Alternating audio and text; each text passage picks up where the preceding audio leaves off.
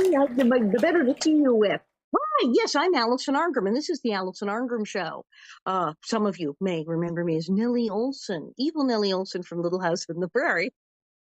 But tonight, I'm Alison Arngrim, and this is the Alison Arngrim Show. And here in the Alison Arngrim Show, we talk about things that make us feel good. The TV shows and the movies that made us feel good, and the people who made them, and people who are doing things now to make the world a better and more interesting place. And oh, do I have a good one tonight? Okay, I just met him, but I feel like we knew each other as childhood friends, and I keep saying, did we cross paths? Because this is bananas. Okay, so he's written this marvelous book, Mom, Dad, and Me in Classic TV. It sounds like my life. His father was a very famous producer, Harry Ackerman, and his mom was Eleanor Donahue. Yes, Eleanor Donahue from Father Knows Best and all of those shows. So he grew up in the same kind of wacky Hollywood milieu that I did. And I'm reading his book and going, and I was at that. Yes, and I know that person. I knew that person. Okay, this is getting like spooky. When I like at one point just stopped and said, I have to do word search my own name and Little House in the Prairie to make sure I'm not in here at some point because this is crazy. Absolutely fabulous, marvelous stories, fascinating person through show business, got into show business, and then became an Episcopalian priest. Wait, what? Yes! Ladies and gentlemen, the fabulous Peter K. Ackerman.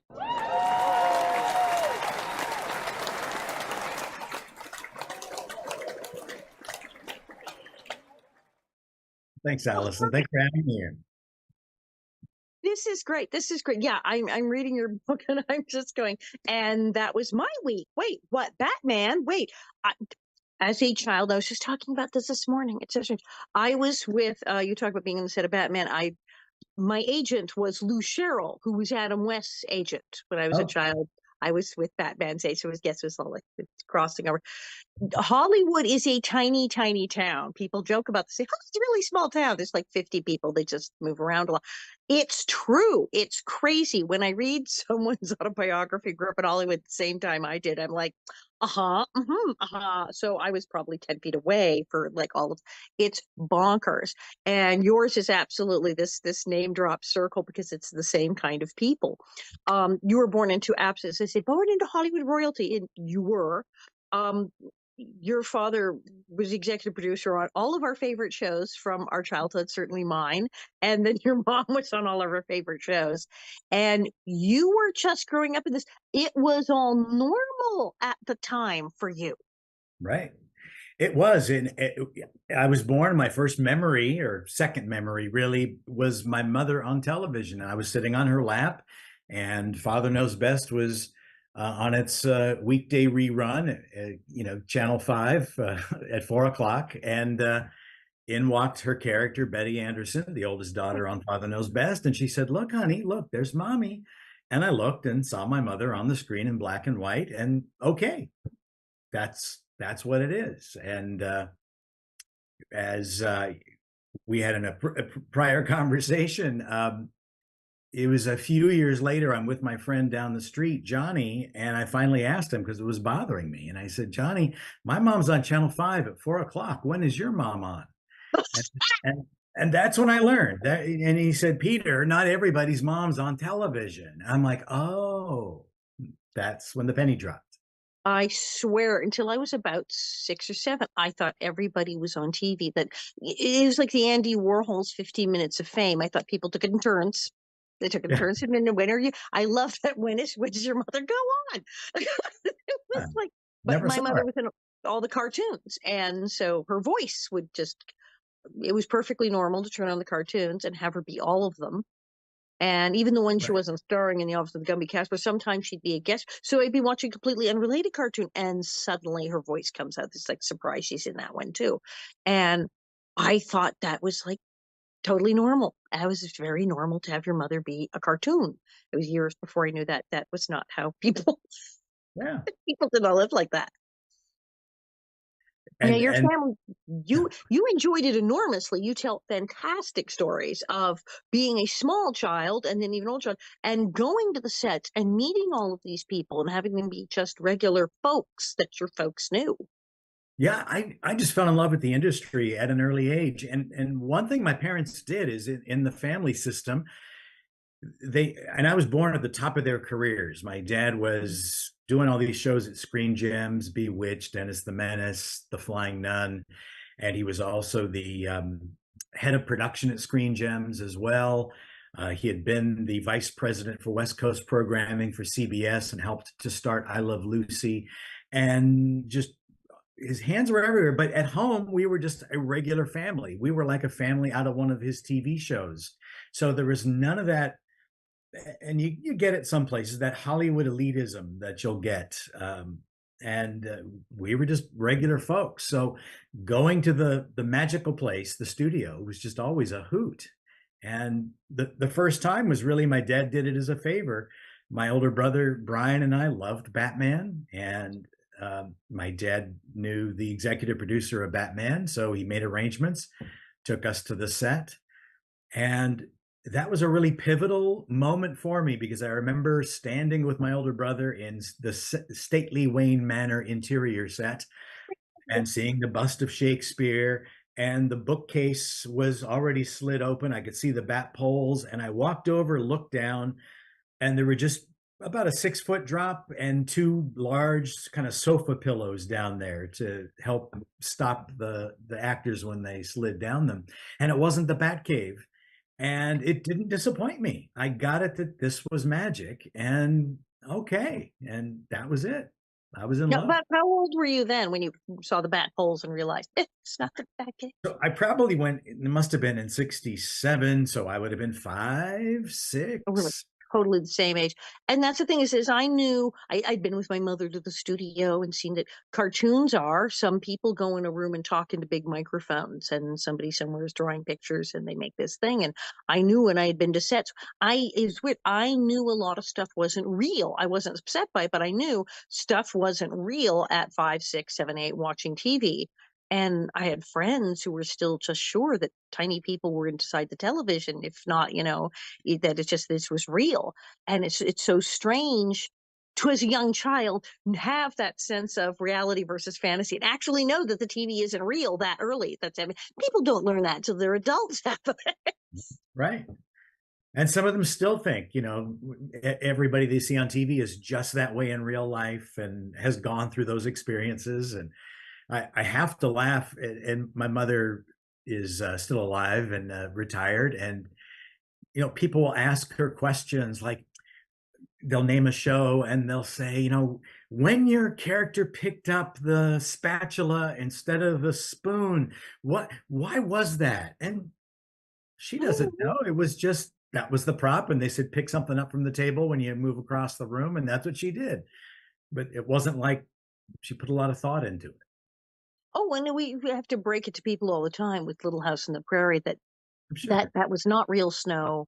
And no, we weren't in the mountains. And no, it doesn't look like Minnesota because we weren't in Minnesota. And it's all thing. No, those were big plastic flakes. And they're like, really, it looked like stuff.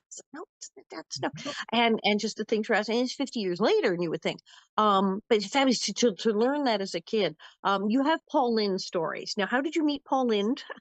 I met Pauline. It was the greatest opportunity for me when I was, I guess we're talking now about 74. So what am I, 12? Yeah, I And think we're exactly the same age. This is I crazy. think Okay. we are. I read your book, and I think we're born in the same year. I don't mind naming it, but I don't want to out you. So, That's fine. but That's fine. They all know. They all know. they It's don't no joke. know. Okay. This year, I'm the same age as the year I was born. So I'll just put it Yes. that Yeah. What month is your birthday? Have you turned it yet? way. April, I've turned it. Oh, Yeah. you're sorry. January. Yes. I've Okay. been it now for, I'm 62 and a half. All right. Awesome. Awesome. So, Paul Lind, my dad, took my brother and I on different days, and I stayed to go down to the set. We had, I think, because we went to Catholic schools, our holiday break was different than the public schools, which is what the studios went by. So when we had the week off, production was happening. So mom would be like, get these kids out of the house. So Brian went on Monday, didn't want to go again, although he made a friend that day sitting next to a guest actress on the Paul Lynde show, Jodie Foster, who he Foster. joined. he joined in coloring. And I went on Tuesday through Fridays, and I even saw the taping of the show. And it was great. At that age, I got to sit in my spot, and I hardly moved from it. I was a shy kid, so I never talked to Jodie Foster, who was sitting up with her mother behind me in the stands, and got to watch production unfold and got to see what happens. And so on my first day, Dad took me backstage of the set, uh, the back of the set, and there was Paul. And he took me over and said, "Paul, I'd like you to meet my son, Peter." And Paul was reading a newspaper and he looked up at me, and I stuck out my hand like I was taught to do and said, "Hello, I'm Peter Ackerman," and stuck out my hand. And he gave it a very weak fish like handshake and said, "Hello," and then just put his paper back up. And then I've heard that Pauline didn't like kids, and I can say that I can tell that's true. He was sort of open about that. It was, the old "don't work with children or animals," Right. which you got stuck working with all the time. So there you go. So children.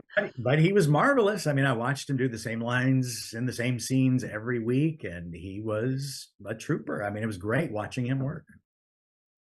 You talked about, like, your mother even doing the autograph sessions and all these kind of things as a, young girl, and then now we do all that now with all these, like, Comic Cons and everything, and Right. it's great. Do people still? I mean, she's retired. Does she still get called where people want her to come and do the autograph shows and the personal appearances and the whole They do, and shebang? she doesn't like doing them. She did it for so many years for free. She fans would find out her address. There's websites. I don't know how they did it So before easy now. but yeah. But fans would just send her requests in the mail, sometimes without self-addressed envelopes to send back or anything. And my mom would pay the freight. She would pay for the picture. Oh, She would sign it. She'd put it in an envelope, pay the postage, and send it off. And she did that weekly. Lots and lots and lots of fans. And she tried the autograph show thing, and it just wasn't for her. And then she told me recently that um, though we are not wealthy because the shows my parents made were not made in the times where you made the big bucks. Um, uh, she's and my stepfather are well off enough for the rest of their lives.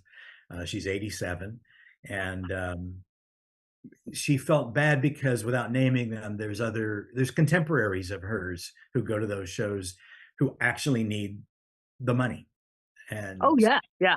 feels that she's taking from them if she's Oh, for the people that are deciding, should I get an Eleanor Donahue or a blank? And she just figured not going to do that. that's very sweet. I mean, it's funny. I've been talking about it just the other day because we're off to another one, this weekend with the Little House Gang. It is not for everyone. There has to be a certain mindset of people who can sit there and do that all day. I don't mind it. Other people just would love it, but many people are like, nope, that is not a thing I do. And realizing some actors are just like, no, that's not a thing I do. I know I'm not going to sit there and write my name all day. I can't do this. This is not. And I love that she's like worried about the other people because it's true. There's people that are just giving the money to charity. There are people that are absolutely hoping they will make the rent if they get in there Right. and sign enough. And I find I try to be helpful because I draw, so I'm always like, sit next to me. There'll be a lot of people over here. Get that. I'll tell them to go to your table. Uh, but yes, I try to get it. Go buy something. But it's such a weird environment, and I wonder how she handled that because obviously she would be in demand. People would want her to do it, but it's like, yay, people get to retire. And it's interesting when you said not crazy wealthy like the people on the later shows. That's a phenomenon that people don't realize that there was a period in Hollywood where you could be like a working class as person. You were a working Hollywood person and you made a living, but unless you were on one of these shows or this movie, you didn't get rich. That wasn't a thing. Right. And where my life would have changed, and I think I would have done poorly with wealth, is my dad had an opportunity during Bewitched. The the muckety mucks at Screen Gems went to him and to Bill Asher.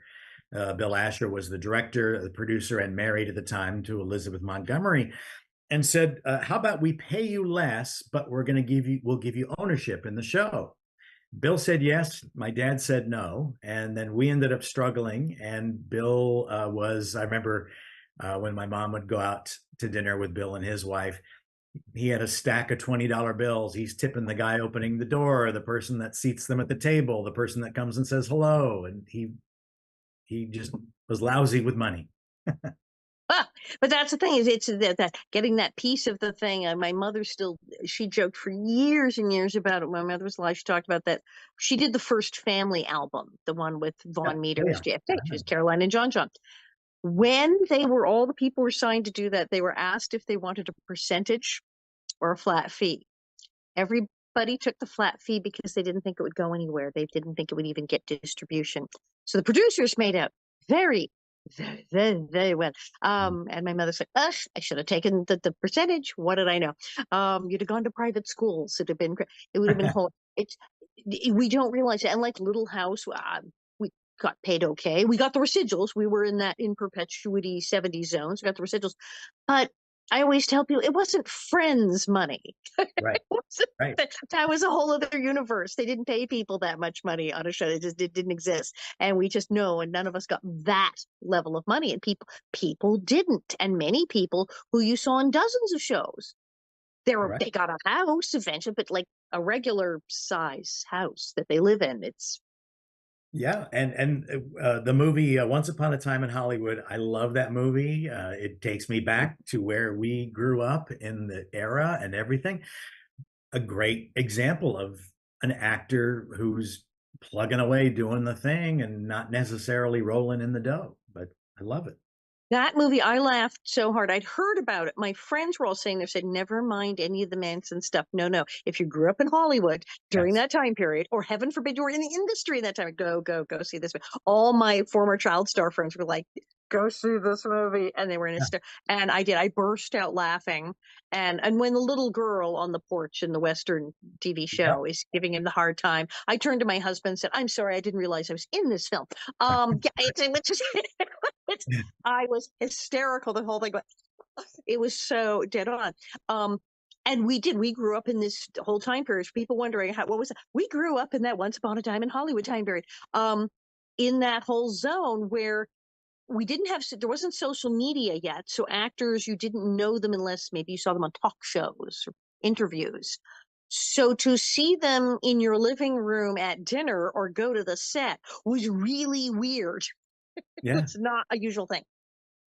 And for us, I mean, just seeing them around town, and it wasn't, I don't know how it is today because I don't live on the West Coast anymore.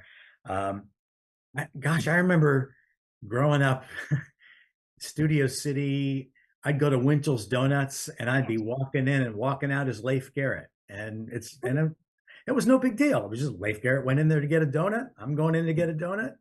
Leif Garrett's here. I remember uh, I used to work at that McDonald's across from CBS Radford. That was my first job. Wow. And somewhere, that's why I remember that area so well. I think I was driving by this time, and I remember um, your star on Little House on the Prairie. I'm sorry, I can't pull names when I Oh, need to. Melissa Melissa Gilbert. Melissa Gilbert Gilbert, yeah. was not only she was working at CBS Radford or was living in that area, but she was roller Right. skating. I used to see her roller skating all the time down Ventura Totally Boulevard. normal thing. That's right. Yeah, because her family lived in Encino, and she was in that area and everything. Yeah, we Schwab's drugstore, which is a real thing, not Mhm. just made up thing. And Dick Van Dyke would be eating at the counter. Just everyone, you would walk in and you would sit down next to a famous person at the counter, and this was completely normal. You you're picking up your dry cleaning, going to Burbank Airport, all of Yeah, the, and you see famous people. yeah. It My was like a my freaking go-to movie. place when I was in my 20s, maybe 30s, and people would come to town and they'd say, "We want to see somebody famous. Where should we go?" I'd always tell them to go to Jerry's Deli when Jerry's Deli existed on Ventura Boulevard because that was a place. Just sit and give yourself 5 minutes and look around. You'll see somebody. Hamburger Hamlet at Sunset and Doheny Mhm. was also crawling with people because the 9,000 building and the other offices near it were all the agents and managers were. And they would all meet with their agents and boom. So like But Yeah. yeah, you could go get fries with people. It was just totally, um, you have a whole long story in there about the whole bewitched thing. As you said, Bill Asher married to Elizabeth Montgomery, and you refer to her as Auntie Liz at several Right. points. That's this close to Elizabeth Montgomery, and then they're splitting up in the show, and it was a huge thing. And people forget families are involved, and people get tangled up with these. And then what happens when things happen? Yeah, and it was such an interesting time to grow up and place to be. So Liz and Bill were Aunt Liz and Uncle Bill to us Ackerman boys. I'm one of four boys, by the way, and apparently my mom and Liz, I learned later, were in a race to have a girl to see who would have the girl first. And so my mom had me, they had Bill Jr., then we had my brother James, and they had Robert, and then we had my brother Chris, and they had Rebecca. So they got the girl. They And won. they won. But we were close and they were always at our house. I think every weekend they were at our house. And so I'd go to the set and I'd see people I knew, and it was great. And my last time on the Bewitched set, I was sitting, Dad left me, he had something to do. And so I was sitting in his director chair and had Liz and Dick Sargent on either side of me. And we were playing the Jumble game that was a puzzle in the LA Times. The jumble. And, and, um, it was just such a magical day. I'll skip the story. There was kind of a joke she played during the Jumble game. We can get back to that. It's in the book if people are interested. Um, at one point, they were filming a different part of that scene where she had to faint, and the director made a comment about her derriere and, oh, Liz, honey, I could. And it wasn't her husband directing this episode. Oh, Liz, honey, I could look at that all day or watch you do that all day. Uh, Yikes. and it wasn't uncomfortable based on the crew. It was she laughed, they laughed, but that was Aunt Liz, and she did what my mom did, and I saw my mom act on sets like I'm seeing her act, and it just didn't compute. And I something was up, and I was too young and innocent. I didn't know any divorced people, didn't know about that, and but it didn't surprise me when whatever time it was after that, whether it was a month or 2 months, the show ended, and Wow. it and I heard it end.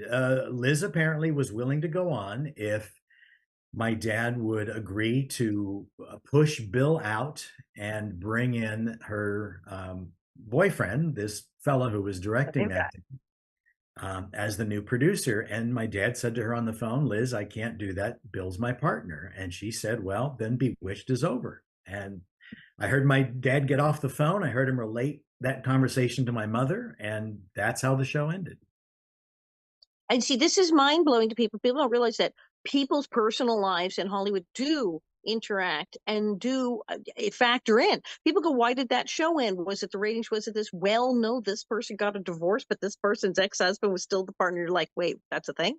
And people's lives change. I mean, even with Little House, like, well, Michael wanted to move on and he had an idea for another show, and everything had changed, and everyone had gotten older, and people had all gotten divorced and remarried, and it was a different world. It's like, well, we're not doing this anymore.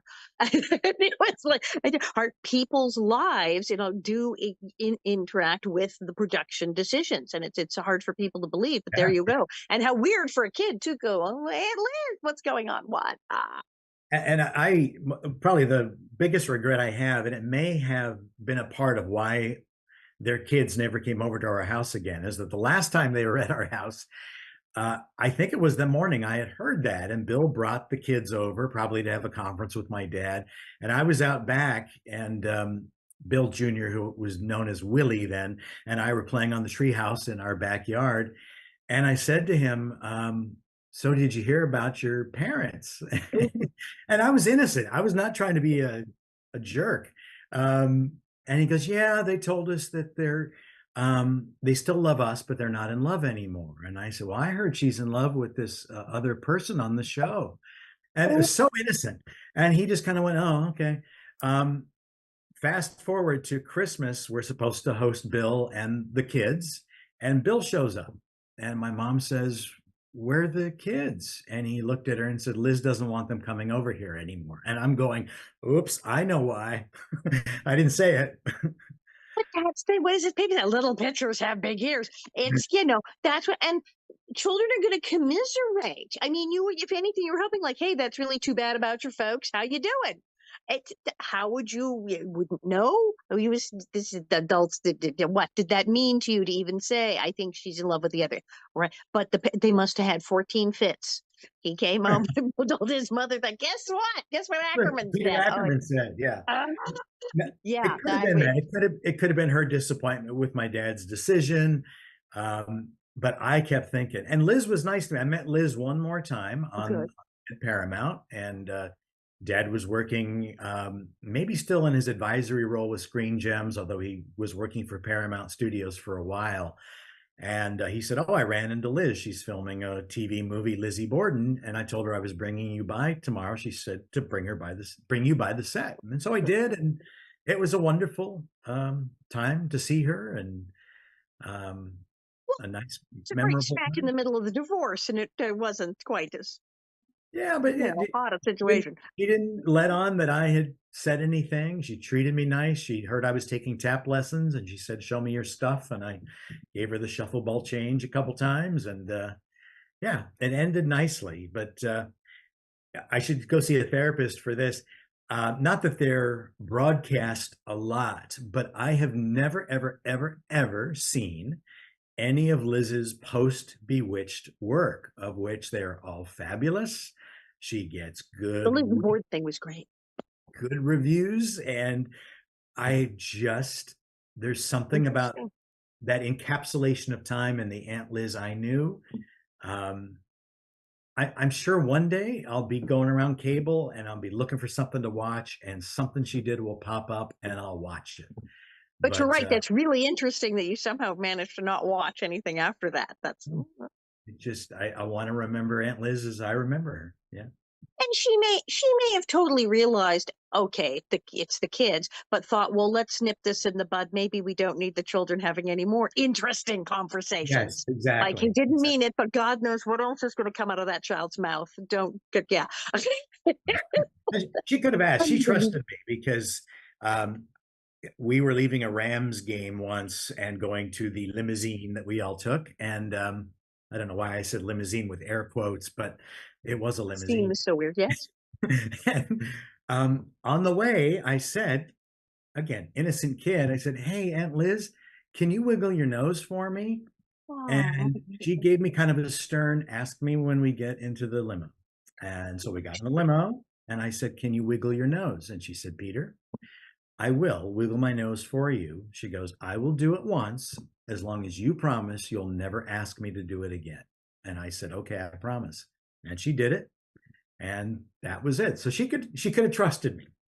but that was cool because she's rich. Like, I'm not wiggling my nose here in front of 8,000 people Right. because it's, yeah, when we're alone, we will wiggle the nose. It's understandable. But that's the thing, to be a kid in these situations with all of this stuff going on, but with a child's innocence going, wait, what is happening? Why is all this going on? It's so strange. It's such a strange phenomenon. And obviously I was there, I know. And so that's why I found your book fascinating. And of course you talk about all the stuff your parents did back in the beginnings of television, which going back to radio, and that the infamous the three camera method that all of us know, the three camera method of every sitcom ever on the face of the earth, and everyone talks about who started it, how did it start. Your father was there; he was part of the Part of it. beginnings of the three camera method.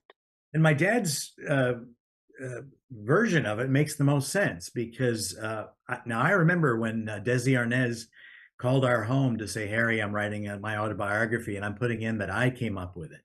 Um, Oh no. so he came clean to my dad and just said, "I'm doing this. It'll help me sell books, whatever." Um, but everybody has said it was solo my idea. And my dad said, "No, it was collaborative." I said, uh, the Al Simon, who was, I think, the what was Al? Was he was must have been the camera director of photography, I think, Al Simon. And he had used multiple cameras on, I think, Truth or Consequences at CBS. It wasn't three cameras, but I think it was two cameras. So he was used to multiple cameras. And Okay. so, the discussion about Lucy needs an audience. Well, how we do an audience and film it so it's fresh, and she can go off the laughter, and we don't have to try to repeat the laughter. Well, we've done multiple cameras. Let's do that. Oh yeah, how about that? How about, and it was a collaborative, and all those people who've taken solo credit that were on set had something to do with it. But my They dad, were all, so they were kind of all in on it. They did yeah, contribute. They were all there, but yeah, that because you can't say, well, it can't be just him and just him. And when everyone says it's there, but that makes sense. And that all these people also coming out of radio. And you mentioned how, like, with Lucille Ball coming out of radio and having the live audience and playing off them, and then like, okay, we're going to do TV. TV was so like radio in the beginning. It really was kind of like, well, I guess it's a radio show. We have pictures now, right, yeah, but and yeah, but it was tricky. How do we? And I think I Love Lucy is great just for any TV historian because it took it to a different level. That three camera technique and the reasons and the breaking of things. I mean, having the first pregnant woman known as pregnant character on TV. he said the word. It was like Yeah, unbelievable. And the fact that, she did a show about this cute couple with a actor, a different guy, and then when what if it was the real husband?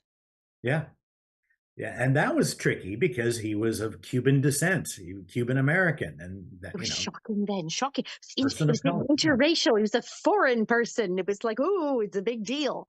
Broke a lot of bounds, and we don't realize that. I mean, I didn't when I watched I Love Lucy. It was in reruns, and it was on every night, and it was an enjoyable show. But I didn't think anything of it. But yeah, you read back about the times.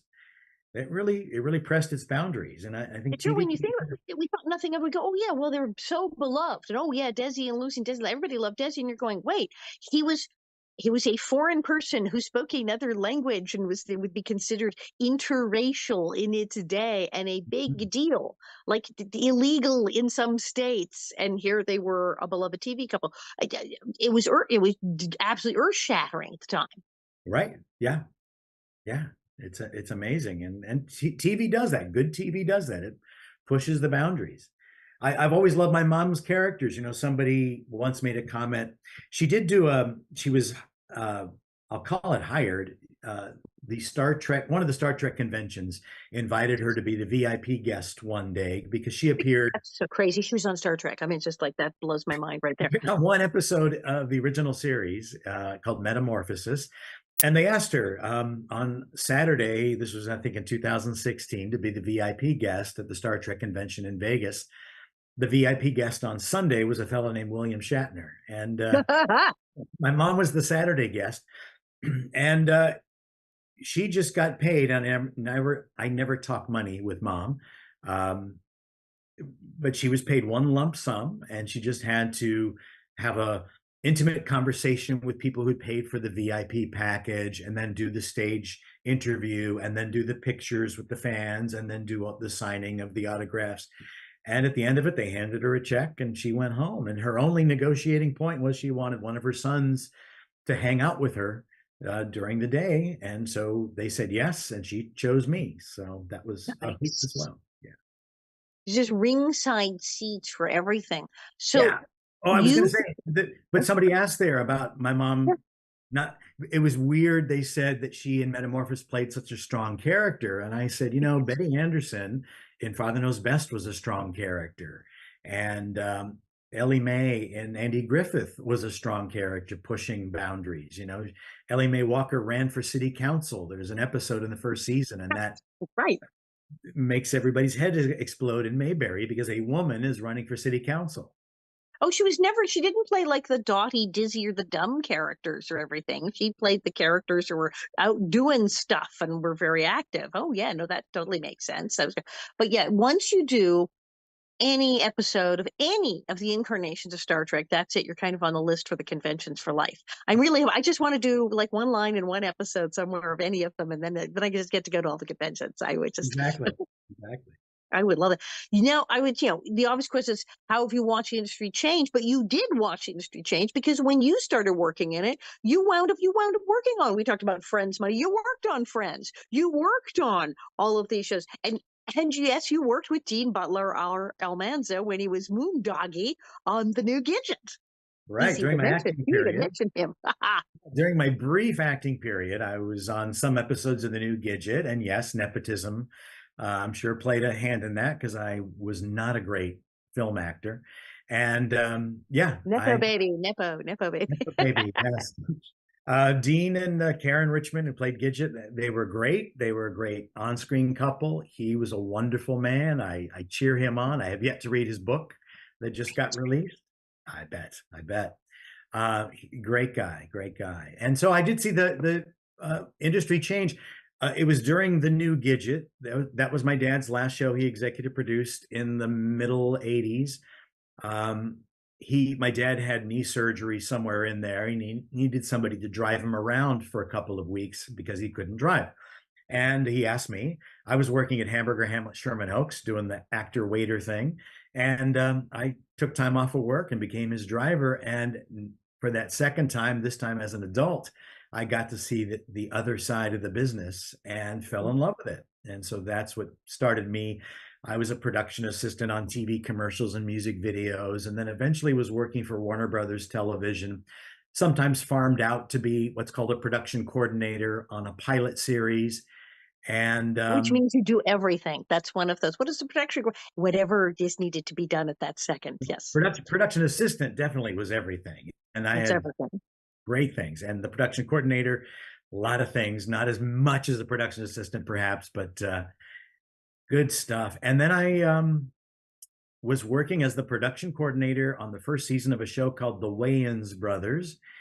Wow. And that was an experience. It was a show that was in last place, and if it aired twice in the same week, it would be in the two last slots. And I thought, well, it's a job. And then my friend, who I had done a pilot with, a line producer named Todd Stevens, needed a new assistant. And his show had been picked up the year before, and his assistant was leaving after season one. And he said, Petey, you want to come on and be my assistant on Friends? It's like, yes. Goodbye, Wayans Brothers. Hello, Friends. And so it was great. I worked on Friends for 2 seasons, and then I realized television wasn't calling me. Something else was calling me. But what I learned during my time at Warner Brothers Television was how much the industry had changed. And maybe I was spoiled. My dad's shows and the sets sounds like the Little House sets. They were very much a family. The people Yep. came together, worked together. Everybody was working on the same product. I remember when I was acting on the new Gidget, I was in a makeup chair, and the lady who was doing makeup was really nasty. Not to me, but she was talking to the main makeup person and said, I bet you that little witch who was in here before took my eyeliner or rouge or whatever. Just was Right. really rude. And when she left to probably go get her rouge or whatever she was looking for, the head of the makeup person looked at his assistant and said, call the union and make sure she's not on tomorrow. And that was a Harry Ackerman show. The system, You can't do that. Yeah. if you don't fit, you're not, the system's going to push you out. We So used to say in Little House that if people really weren't fit, now we say, you could die in a buggy crash. Things happen on the prairie. There could be another fire, another outbreak of anthrax, and just, oh, she didn't make it. Oh, so yeah, people have just, if it really was like unpleasant, it was like, oh, where'd they go? Oh, they're not here. But you see people from the older shows who are still friends. So like the cast of Gilligan's Island were all weirdly tight, and the Little House people were friends, the Walton's friends. And then you see, I mean, yeah, when I watched the Friends cast reunion thing on TV, it was great. But they talked about how some of them hadn't hardly spoken to each other since the show. It was like, oh, good to see you. When did you last see each other? A few years ago. They weren't hanging out. A couple no, of them were like sort of friendly and hung out. Most of them did not hang out together really at all after the show. And that's the norm. People from TV shows generally, that's kind of it. You finish the show and you go, well, that was swell. I'll see you people around.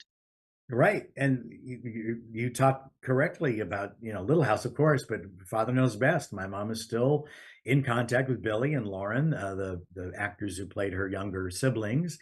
And throughout her life, Jane Wyatt was a mother figure for my mom, and they would go out to lunch and dinner Yes. frequently. And Jane would offer my mother, counsel and suggestions. And if Jane was so close that she was at my wedding. We had Wait, look January at us. We together. still call each other up for stuff. I mean, Karen, I mean, that's his mom. And I'll tell you, Charlotte, the Miss Beatles, one of, my besties. I'm besties with Miss Beadle now. It's very strange, but it's that kind of thing. Now, Yeah. okay. So, of course, you are Father Ackerman. Back east. Where are you now? What, you're in Virginia?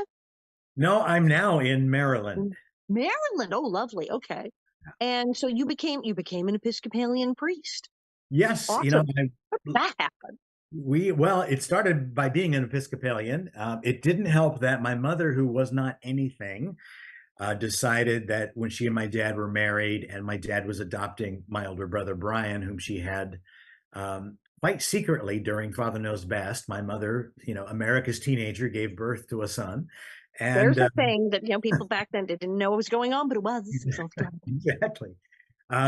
So Brian, my older brother, was getting baptized. My mother decided, well, I should be baptized. And it was the Episcopal church they decided to go to, All Saints, Beverly Hills. And she was pregnant with me. No problem, except after baptism at the Saturday night service called the Easter Vigil, the Saturday night before Easter, Right? when baptisms happen. Her water broke on the way home. So I was born on Easter Sunday. So I think the die was cast that Destiny. but what happened was I was on Friends. I was active in my Episcopal church. Marie and our kids were going to so many churches now in my life.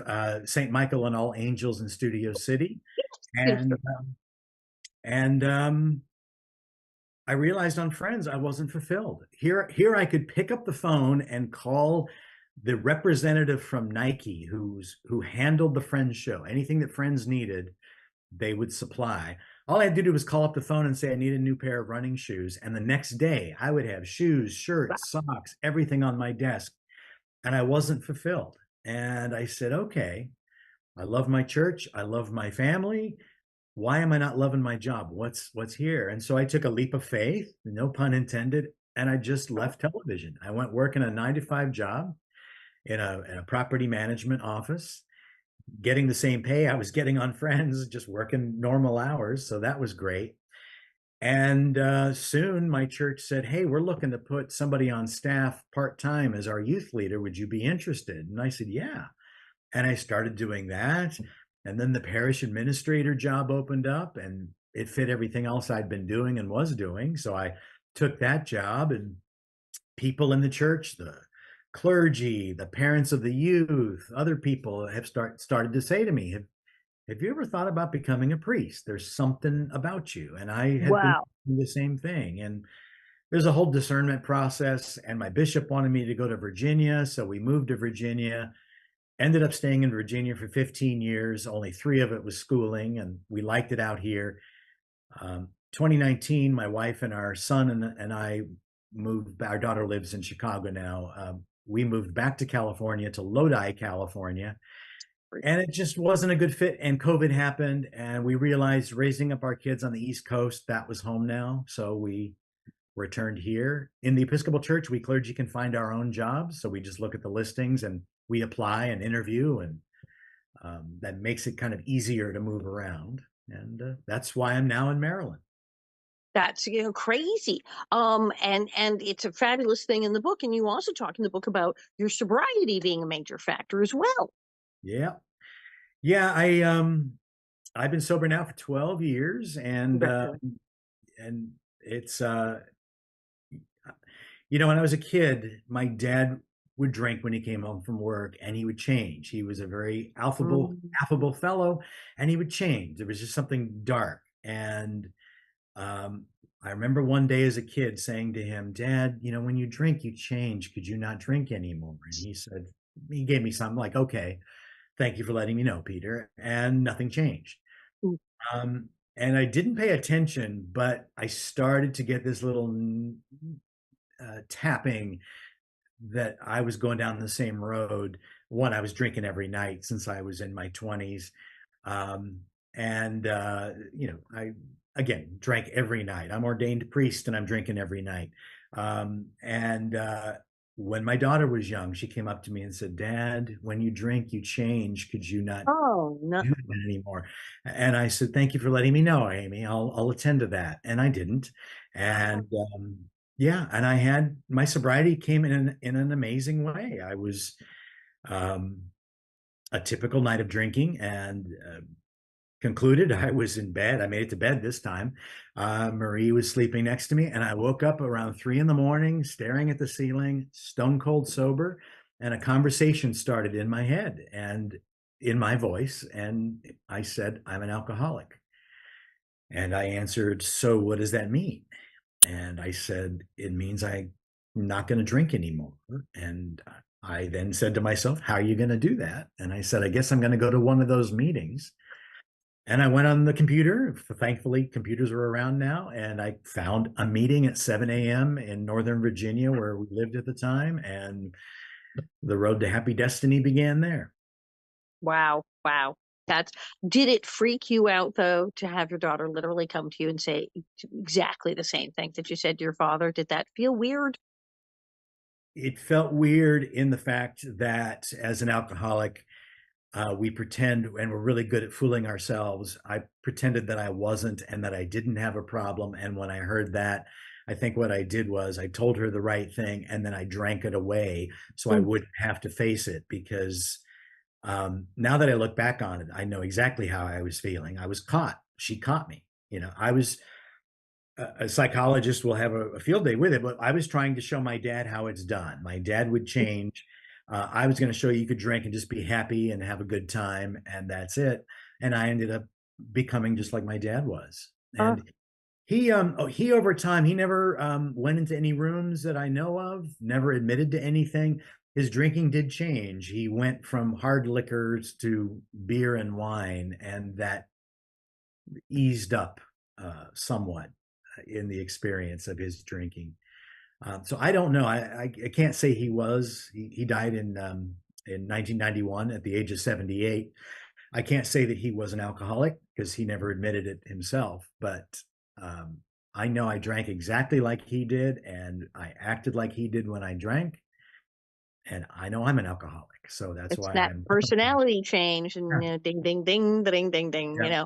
but just incredible. So how now do you look at, the television industry and you're growing up from the perspective of someone who's an Episcopalian priest, someone now with such a spiritual basis of living? How do you look back now on the industry? Does it seem different, or you must be really relieved that you had the family that you had at least? Oh yeah. Oh, I believe me. I milk my experiences.